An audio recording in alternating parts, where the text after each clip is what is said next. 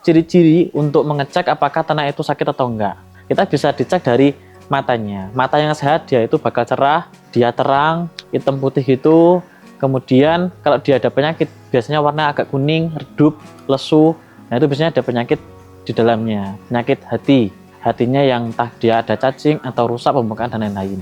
Ingus itu ada dua. Ketika dia hanya flu, dia keluarnya ingus biasa. Ingus biasa yang lendir, kemudian putih, tapi putihnya enggak yang berbercak-bercak.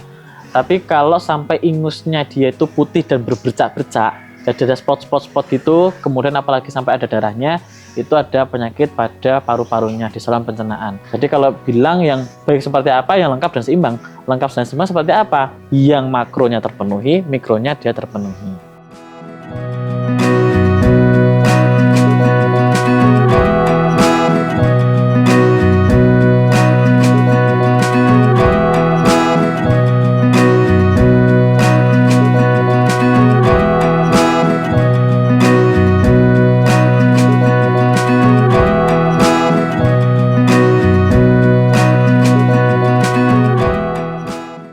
Perkenalkan, nama saya Ihsan Habi Asodik.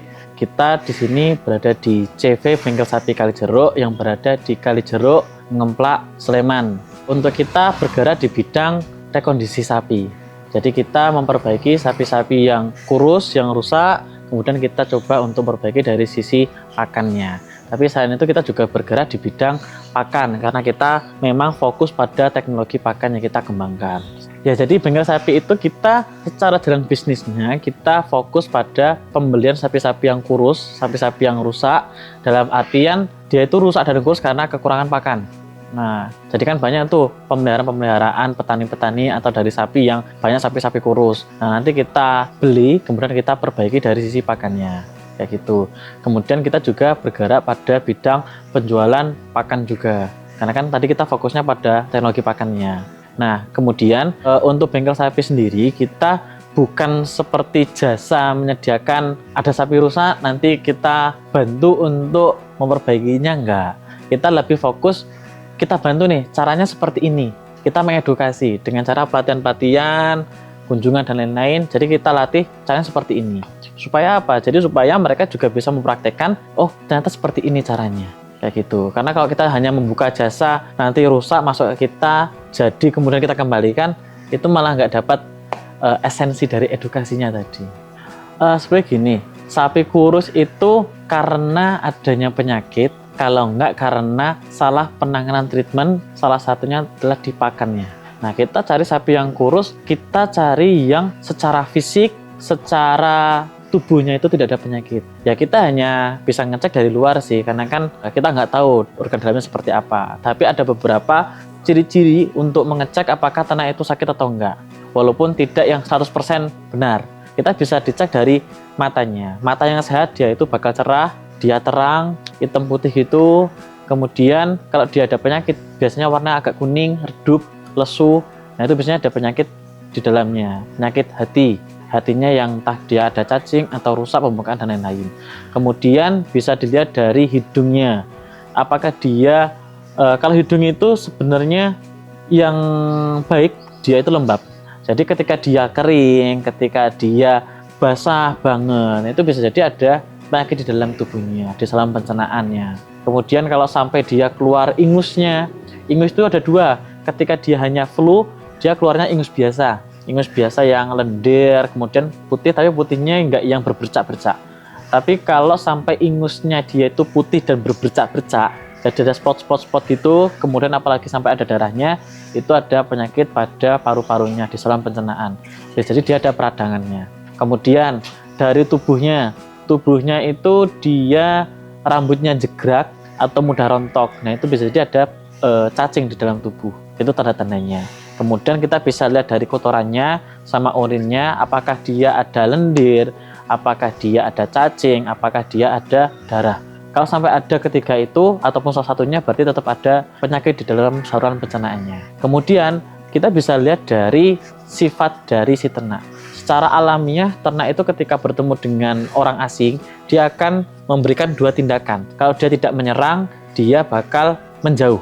Nah, tapi kalau dia ketemu dengan orang asing, dia diem aja, seperti nggak ada, seperti apa ya, nggak ada emosional yang dia seperti apa gimana, bisa jadi dia sakit juga. Karena secara alamiah memang ternak seperti itu. Kecuali kalau ternak-ternak yang sudah biasa untuk ditunggang, ternak-ternak yang biasa untuk bekerja itu udah beda. Tapi kan kebanyakan kalau sapi untuk penggemukan, breeding dan lain-lain itu jarang yang seperti itu. Jadi dari sifat keaktifannya, apakah dia aktif atau enggak? Kalau enggak bisa jadi dia baru sakit. Sakit yang paling parah ada sih. Dulu pernah ada sakit, sebenarnya bukan penyakit sih, tapi dia gagal fungsi di saluran pencernaan, di mana ternyata di dalam saluran pencernaan itu banyak plastik-plastik yang masuk. Plastik-plastik yang masuk itu kan dia bakal menyumbat dalam proses masuknya makanan untuk bisa diproses. Bahkan nanti sampai di pembuangannya pun juga nanti akan bermasalah.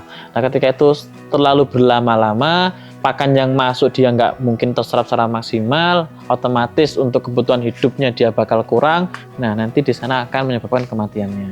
Kemudian yang paling parah sampai paru-paru rusak juga pernah ada.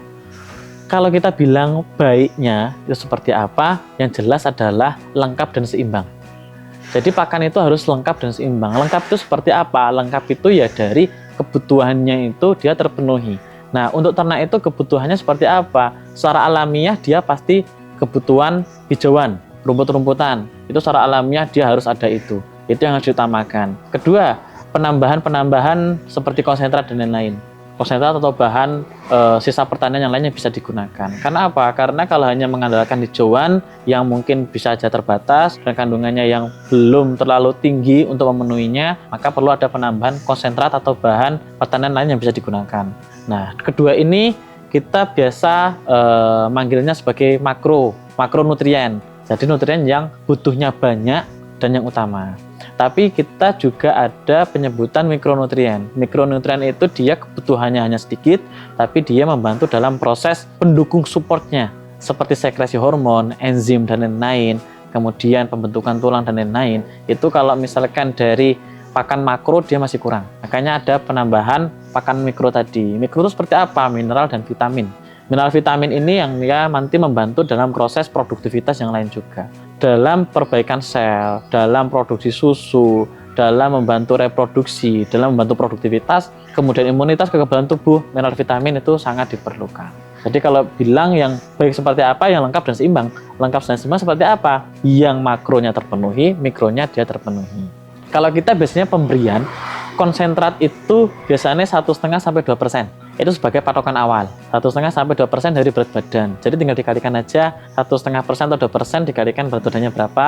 Nah itu berarti kebutuhannya per harinya. Ya tapi sebagai patokan awalnya aja ya Mas ya. Tapi kalau misalkan nanti ternyata kebanyakan, ya udah berarti agak dikurangin. Kalau kurang kita tambahin. Supaya kan itu untuk efisiensi. Karena kan ternak itu pun juga ada yang suka makan banyak, ada yang makan sedikit. Ada yang makan banyak dia hasilnya tidak gede, ada yang makannya sedikit, ternyata hasilnya gede. Setelah konsep tadi ada hijauan. Hijauan kita patokannya 10% dari berat badan.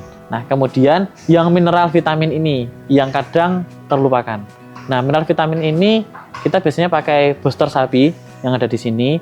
Dia itu penggunaannya 0,5% dari total pakan. Nah, biasanya kan kita campurkan tuh di dalam campuran pakannya. Jadi kalau konsentratnya biasanya kita campur 50 kilo, berarti 0,5% dari 50 kilo berapa? Ataupun kadang kalau kesusahan, biasanya langsung kita berikan ketika pas pemberian konsentrat atau komborannya secara langsung. Jadi bisa jadi pas pemberian di konsentrat atau komboran, kita kasih 1 sendok per pemberiannya. Seperti itu juga nggak masalah.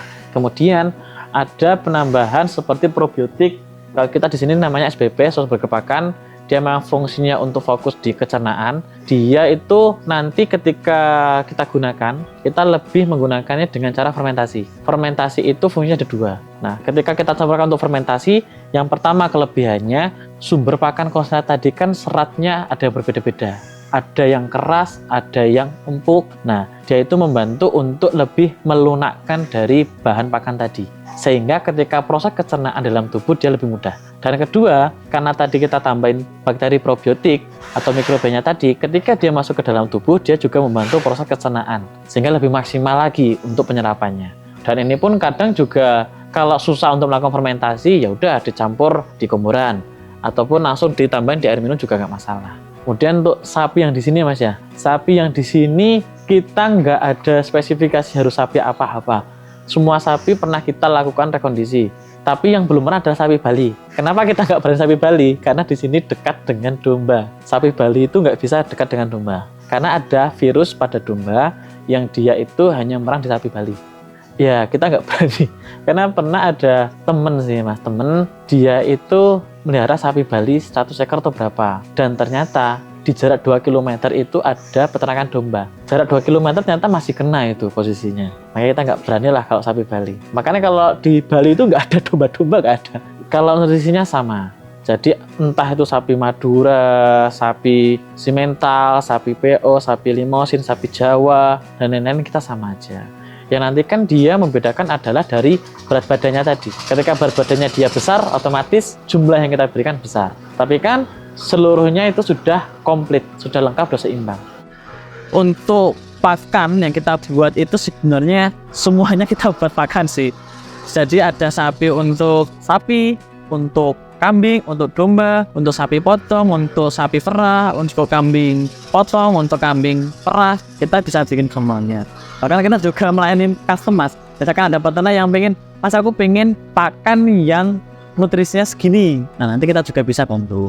Nah, untuk bahannya sendiri sih kita ya cukup banyak sih. Misalkan kita ada polar, kita ada onggo, kita ada SPM, kita ada DGS, kita ada jagung, dan lain-lain. Nah, banyak.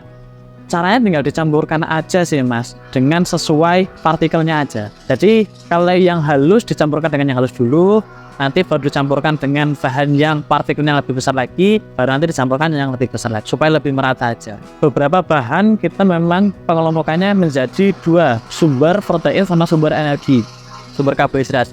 Ya contohnya kalau sumber karbohidrat atau energi tadi ya kayak dedak, kayak polar, kayak jagung, bekatul, onggo, ampas tahu. Kalau sumber protein ya seperti fungal sawit tadi, fungal kopra, SPM, fungal kedelai, DDGS, PKE. Untuk di sini kita menyediakan banyak produk. Kalau yang produk dari kita sendiri, kita ada mineral vitamin untuk sapi ada, mineral vitamin untuk kambing domba ada, mineral vitamin untuk unggas pun juga kita ada. Untuk ikan pun juga ada mas sebenarnya. Malahan ikan udang kita ada, betul. Kemudian ada probiotik yang punya untuk fermentasi kita ada. Jadi misalkan untuk pembuatan silase, pembuatan fermentasi jerami dan lain-lain bisa pakai SPP ini, probiotik. Kemudian kita juga ada decomposer yang fungsinya untuk membantu proses pembuatan pupuk kotoran hewan. Entah itu untuk kohe sapi ataupun kohe dari kambing dan domba, kita ada bakterinya. Kemudian konsentrat yang jelas, sentrat dari berbagai jenis kita menyediakan kebutuhannya. Nanti bisa ke nomor saya ataupun di sini langsung ke bengkel sapi juga bisa.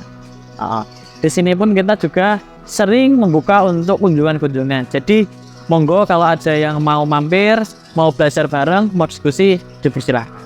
Untuk media sosial kita ada Instagram sama TikTok, itu namanya Bengkel Sapi Kalijeruk. Kalau untuk YouTube kita namanya Agromix Lestari. Untuk nomor WA saya 0896 7171 0790. Pesan sih buat teman-teman, jangan malulah untuk bisa bergerak di bidang agro, terutama di pertanian sama peternakan. Karena apa? Ya kita mengesampingkan dari bau, dari panas, dari capek, itu hasilnya sangat menguntungkan dan hasilnya itu sangat masih terbuka luas untuk semua sektornya. Jadi jangan ragu, jangan malu, kita masih punya kesempatan yang sama dari orang A sampai orang yang lainnya, masih punya kesempatan yang terbuka lebar. Jadi jangan ragu, silakan untuk mencoba. Yang penting kita punya niat, kita punya mau, kita bisa konsisten dan terus semangat.